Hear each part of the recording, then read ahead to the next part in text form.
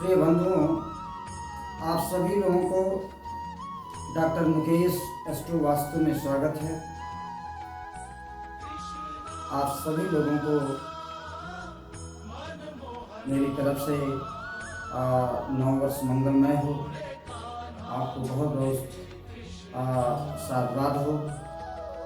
प्रिय दर्शकों, आज मैं शनि कुंभ राशि में 18 तारीख को 18 जनवरी को गोचर करने वाले हैं।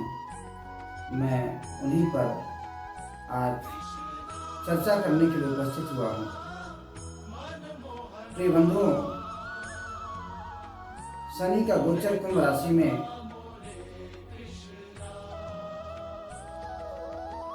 माघ कृष्ण पक्ष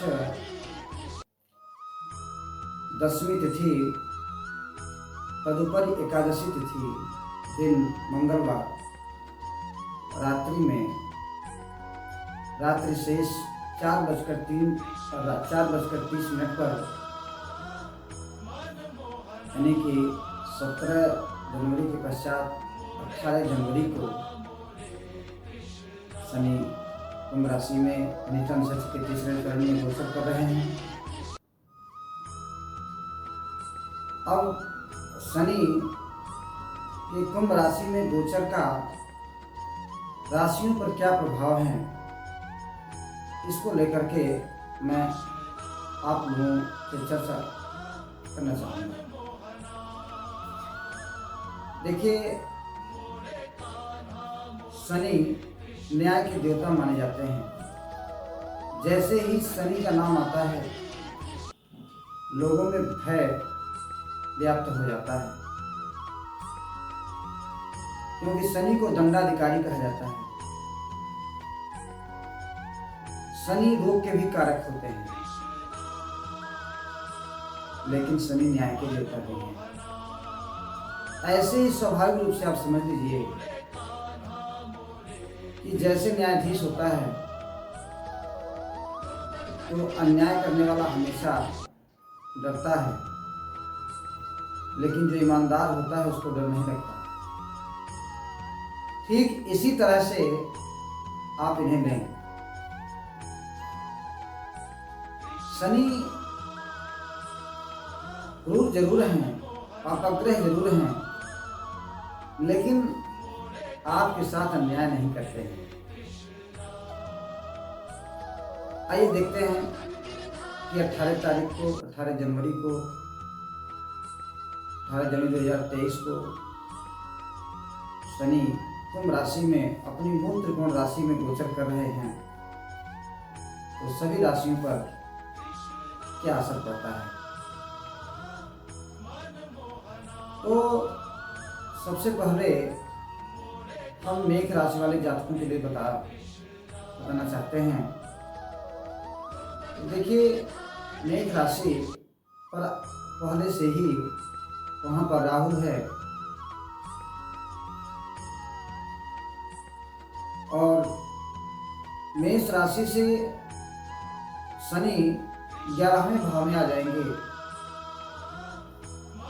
अभी तक तो 10वें भाव में चल रहे हैं, अर्थात कर्म करने के लिए प्रेरित कर रहे हैं।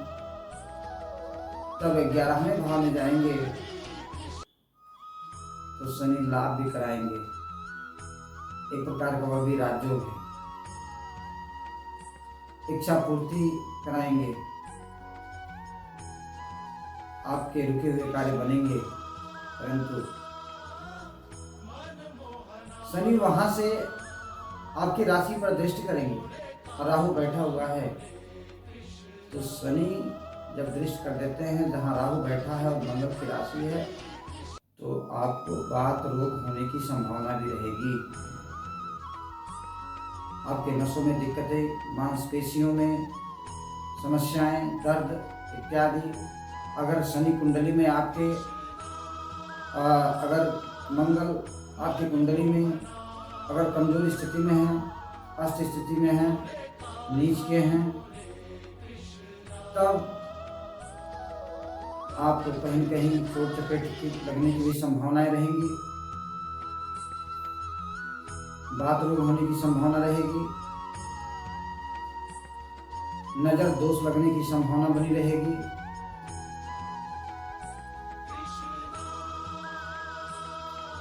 और थोड़ी भ्रम की भी स्थिति उत्पन्न होगी। परंतु सर्वथा ऐसा नहीं है, सबकी कुंडली में ऐसा नहीं है, सबकी कुंडलियों की स्थिति अलग अलग है।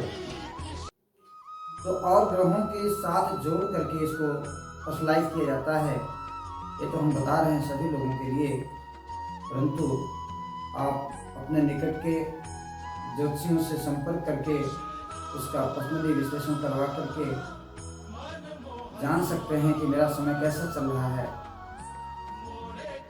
यह मैं सामान्य रूप से सबको बता रहा हूँ। लेकिन राहु जब वहाँ अक्टूबर के बाद राहु वहाँ से जब हट जाएंगे, तब समझिए कि आपके और कार्य अच्छे हो जाएंगे और इच्छा पूर्ति आपका होने लगेगा। अब आते हैं वृश्चिक राशि वाले जातकों के लिए। वृश्चिक राशि के जातकों के लिए यह अति उत्तम समय है, क्योंकि वृश्चिक राशि से ये 10वें भाव में पड़ेंगे। आप समझ लीजिए 2, 3, 4, 5, 6, 7, 8, 9, 10, 11, 10वें भाव पड़ेंगे। तो 10वां भाव कर्म का होता है, अर्थात कि कर्म करने की दिशा में आपको लेकर के जाएंगे। आपके कैरियर में भी उन्नति होगा। जहाँ कर्म है वहाँ भाग्य भी संभलता है, जहाँ कर्म है वहाँ अनुशासन भी कायम रहता है। तो वृश्चिक राशि वाले जातकों के लिए यह बहुत ही खुशी की बात है कि शनि उनकी राशि से कर्म भाव में अर्थात वहाँ पर दिग्बली होकर के बैठ रहे हैं। वहाँ पर उनको उनका जो वास्तविक स्थान है वहाँ पर बैठ रहे हैं, वहाँ से कर्म करने के लिए प्रेरित करेंगे। आपको अनुशासन भी बताएंगे, अनुशासित करेंगे। आप अपनी दिनचर्या में सुधार लाएंगे, फलस्वरूप आपके करियर क्षेत्र में डेवलपमेंट होगा। अब हम बात करते हैं मिथुन राशि। तो मिथुन राशि से यह 11वां स्थान पड़ेगा। मिथुन राशि से 3, 4, 5, 6, 7, 8, 9, 10, 11।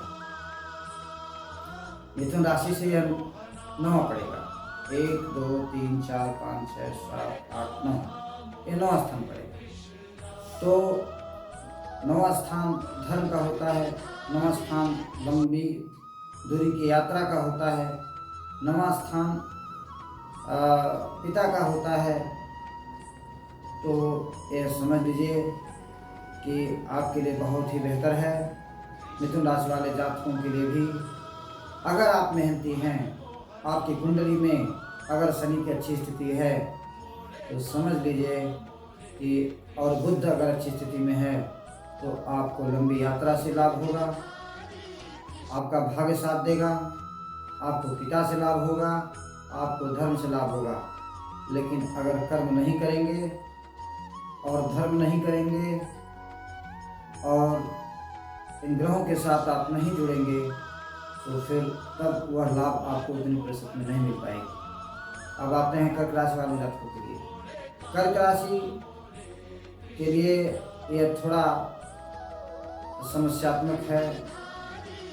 कर्क राशि अर्थात कर्क राशि से या अष्टम भाव में शनि मूल त्रिकोण में है अपनी राशि के, अर्थात वह कर्क से अष्टम भाव है तो वहाँ बहुविध उलझने उत्पन्न करेगा। वह पीड़ा का भाव है, वह आपको पीड़ा देगा क्योंकि आपकी ढैया भी शुरू हो जाएगी। तो आपको घबराने की कोई आवश्यकता नहीं है। आप हनुमान चालीसा का पाठ, बजरंग बाण का पाठ आप करते रहेंगे, शनि चालीसा का पाठ करते रहेंगे और कर्म अपना नहीं छोड़ेंगे तो यह, और झूठी गवाही नहीं करेंगे, झूठ का सहारा नहीं लेंगे तो आपको उतना ज़्यादा कष्टकारक आपके नहीं होगा, वह सही स्थिति में रहेगा और आप भी उन्नति करते रहेंगे। अब आते हैं सिंह राशि। तो सिंह राशि के लिए 5, 6, 7, 8, 9, 10, 11 यानी कि 7वें स्थान पर होगा समसप्तक योग बना रहा है। यद्यपि कि सूर्य और शनि आपस में शत्रु हैं, लेकिन पिता पुत्र भी हैं, पिता पुत्र भी हैं। और शनि अगर वहाँ पर सूर्य अगर उपस्थित हो आपकी अपने राशि में तो आपको शनि भी खराब फल नहीं देगा। वहाँ पर वह कहीं न कहीं अपने पिता को ऐसी स्थिति में वह फल में वो क्रूरता नहीं आती है, शनि ऐसे नहीं करते। अब हम आगे बढ़ते हैं कि कन्या राशि के लिए। तो कन्या राशि के लिए 6, 7, 8, 9, 10, 11 यह 6वां पड़ेगा। तो यह है कि शनि 6वें भाव में कारक होते हैं। तो अगर बुध आपकी अच्छी स्थिति में है तो आपके लिए नौकरी का समय रहेगा, आपके लिए रोग ऋण से छुटकारा होने का समय मिलेगा। और अगर शनि खराब स्थिति में है, बुध खराब स्थिति में है आपके नेटल चार्ट में, तब वहाँ पर जाकर के आप फिर रोग ऋण से घिरेंगे। तो ऐसी स्थिति में आपको शनिदेव की पूजा करनी पड़ेगी, हनुमान चालीसा का पाठ करना पड़ेगा और गणेश आराधना भी करना आपके लिए अनिवार्य हो जाएगा। अब आप आते हैं तुला राशि में। तुला राशि में ऑलरेडी केतु बैठे हुए हैं और वहाँ से 7, 8, 9, 10, 11 वहाँ से आपका शनि देव जहाँ जाएंगे 5वीं राशि पड़ेगी, अर्थात 5वां भाव संतान का, शिक्षा का होता है। तो ऐसी स्थिति में आपके लिए अगर भाई अत्यधिक मेहनत कराएगा, क्योंकि तुला राशि तो वह शनि के मित्र की राशि है, लेकिन केतु वहाँ बैठे हुए हैं तो केतु थोड़ा अवरोधक होते हैं। लेकिन अगर आप थोड़ा सा अनुशासन में रह करके और थोड़ा धार्मिक दृष्टिकोण अपना करके, अगर धार्मिक का मतलब वहाँ सिर्फ पूजा पाठ से नहीं है, वहाँ धी धारित धर्म जो धारण किया जा सके वही धर्म है, अर्थात अपने कर्तव्यों का पालन और सही समय पर करेंगे तो निश्चित रूप से आपको वो बहुत ही आगे ले जाएंगे। आपको यह लर्निंग का समय रहेगा। अब आते हैं हम वृश्चिक राशि पर। तो वृश्चिक राशि वाले जातकों के लिए यह ढैया का समय होगा और उन पर शनि की 10वीं दृष्टि भी पड़ रही है। तो ऐसे में वह शनि आपको न्याय सिखाएंगे और आपको सतर्क रहने की आवश्यकता है, सावधान रहने की आवश्यकता है। वह कहीं न कहीं आपके मन को विचलित करेंगे और आपके माँ को कष्ट पहुँचाएंगे, आपके छाती को रोक देंगे और आपके मांसपेशियों में दर्द पहुँचाएंगे। हमेशा आपको भय की स्थिति बनी रहेगी, परंतु आपको घबराने की कोई आवश्यकता नहीं है। आप अपने कर्म पर अटल रहिए, अपने विचारों को थोड़ा अच्छा बनाइए।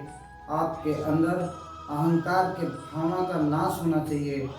आप दूसरों के समक्ष झुकने की आदत डालिए और बड़े का सम्मान करिए, तो आपको वो स्थिति उत्पन्न नहीं होगी। ऐसे में शनिदेव आप पर कृपा करेंगे और हनुमान चालीसा भजन बाण का पाठ करते रहिए, आप में भी सुधार आता जाएगा। धनु राशि के लिए सबसे खुशी की बात है कि उनको 7.5 से छुटकारा मिल जाएगी और उनके सारे रुके हुए कार्य बनने लगेंगे अब और उनके पराक्रम में वृद्धि हो। अब आते हैं मकर राशि। तो मकर राशि वाले जातकों के तो खुदे स्वामी हैं उनके द्वितीय भाव में आ जाएंगे। हालांकि उनके 7.5 का यह अंतिम चरण होगा। द्वितीय भाव में आकर के यह उनको जो है उनके धन भाव वाले भाव में आएंगे और धन भाव में आकर के उनके अष्टम भाव को देखेंगे। थोड़ी भौतिक उलझनें तो आ सकती हैं, लेकिन स्वामी होने के नाते वह उतना कष्टकारक नहीं होगा। आप केवल स्वामी हैं, परंतु आप जो है शनि चालीसा का पाठ पढ़ते रहेंगे, हनुमान चालीसा का पाठ पढ़ेंगे, उनकी आराधना करेंगे, पीपल के वृक्ष पर दीपक जलाएंगे, उसके जड़ पर चारों तरफ परिक्रमा करेंगे, तो आपकी समस्याएं दूर होती रहेंगी। आप भी प्रगति के पथ पर आगे बढ़ते रहेंगे। हम चलते हैं कुंभ राशि। कुंभ राशि की मूल त्रिकोण राशि में, अपनी ही राशि में शनि विराजमान हो जाएंगे, गोचर करेंगे। तो ऐसे में और आप के कार्य में वृद्धि होगी, आपके स्वास्थ्य सही रहेंगे और आपके अंदर मनोबल बढ़ेगा। और आप यह है कि ऐसा निश्चिंत होकर के आप ऐसे नहीं चलने लगेंगे, आप शनि के नियमों का पालन करेंगे।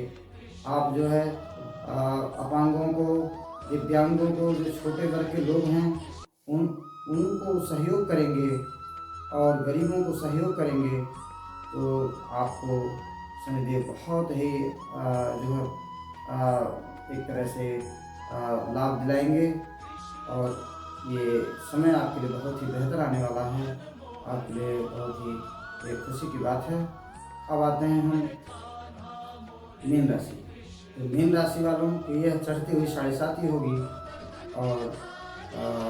और एक बात और है कि चूँकि शनि कुंभ राशि में रहेंगे और मेष राशि में राहु हैं, तो यह मिलकर के एक तरह से यह स्ट्रॉन्ग